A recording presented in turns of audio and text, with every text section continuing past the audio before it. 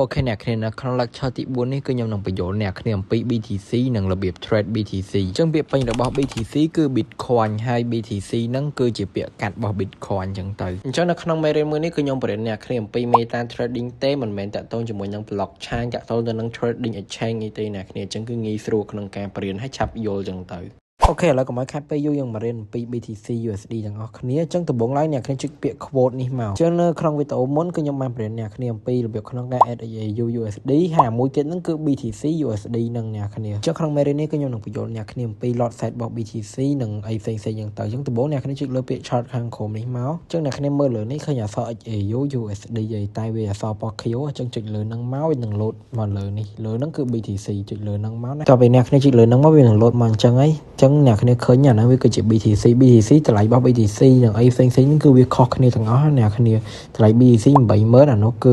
4000អញ្ចឹងទៅអ្នកគ្នាហើយថ្ងៃមុខវាផ្លាស់ប្ដូរទៀតអញ្ចឹងទៅតើអ្វីទៅគឺជា crypto ក្នុងវីដេអូនេះខ្ញុំមិនមែនប្រៀនអ្នកគ្នាត្រឹមតែរបៀបក្នុងការ trade crypto អីទេអ្នកគ្នាគឺខ្ញុំនឹងនាំអ្នកគ្នាទៅសិក្សាអំពីប្រវត្តិរបស់ crypto តើ crypto វាវិវត្តឡើងដោយអ្វីទៅអញ្ចឹង crypto វាគឺជាប្រព័ន្ធកាក់ digital មួយដែលគេឲ្យតម្លៃវាដូចទៅនឹងលុយអញ្ចឹងអ្នកគ្នាប៉ុន្តែវាអាចដកចេញមកក្រៅបានដូចលុយដុល្លារណាលុយដុល្លារយកទៅដាក់នៅក្នុងធនាគារហើយយើងដកចេញមកលុយហ្នឹងចេញមកក្រៅបានប៉ុន្តែអាហ្នឹងគឺដកអត់បានទេអាហ្នឹងវាអញ្ចឹងណាអញ្ចឹង crypto គឺគេមានប្រភេទពីរកាក់ទី1គឺគេហៅថា volatile coin ហើយមួយគឺគេហៅថា stable coin អញ្ចឹងអានេះគឺគេហៅថា volatile coin គឺវាមានជាមួយនឹង Solana BTC Tron កាក់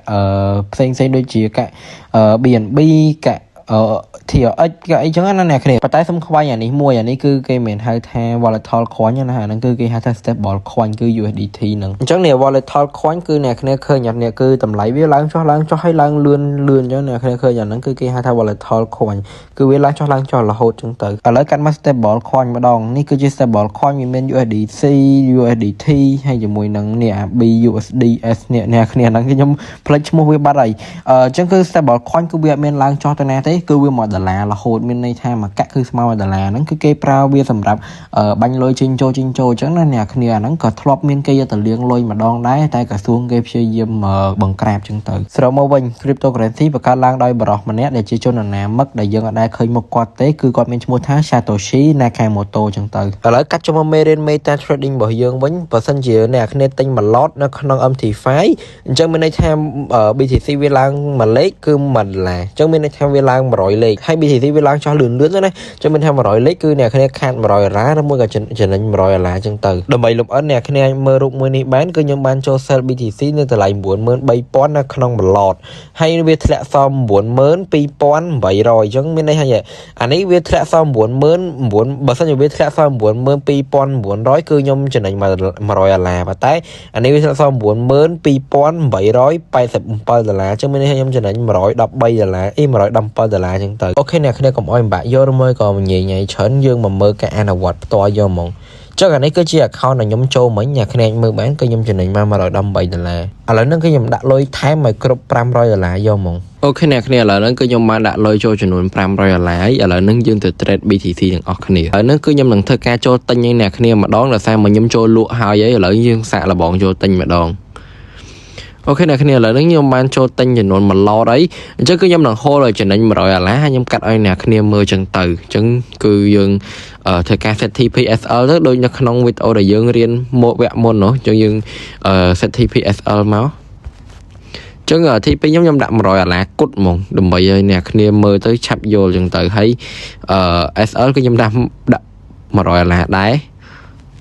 អូខេអញ្ចឹងខ្ញុំសង្ឃឹមថាពេលដែលអ្នកគ្នាមើលហើយអ្នកគ្នាអនុវត្តធ្វើតាមផងបើសិនជាអ្នកគ្នាមើលហើយមើលចោលគឺអ្នកគ្នាមើលអត់ចេះទេមើលដដែលក៏មើលអត់ចេះដែរតែបើអ្នកគ្នាមើលហើយធ្វើតាមគឺចេះហើយ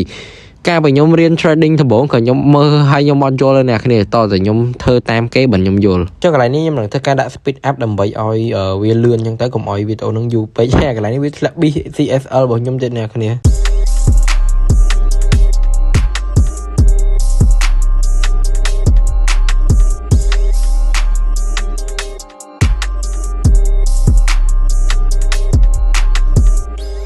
អូខេអ្នកគ្នាឥឡូវហ្នឹងគឺវាឡើងមក HTP របស់ខ្ញុំមួយទៀតអីអញ្ចឹងគឺអ្នកគ្នាឃើញអត់ពេលដែលវាឡើងគ្រប់100លេខគឺខ្ញុំចំណេញ100ដុល្លារទៀតអញ្ចឹងទៅថ្ងៃនេះខ្ញុំចំណេញឡើង200ដុល្លារអ្នកគ្នា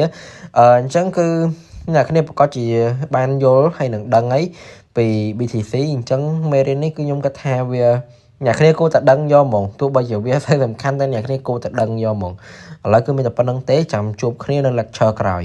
ចុះនេះគឺជាទឹកលុយដែលខ្ញុំចំណេញពី BTC សរុបមកក៏ខ្ញុំចាយទៅអស់30នាទីដើម្បីរកលុយបាន200ដុល្លារអញ្ចឹងទៅអញ្ចឹងបើសិនជាគ្នាយកសូវយល់ទេអាច contact មក Telegram របស់ខ្ញុំផ្ទាល់បាន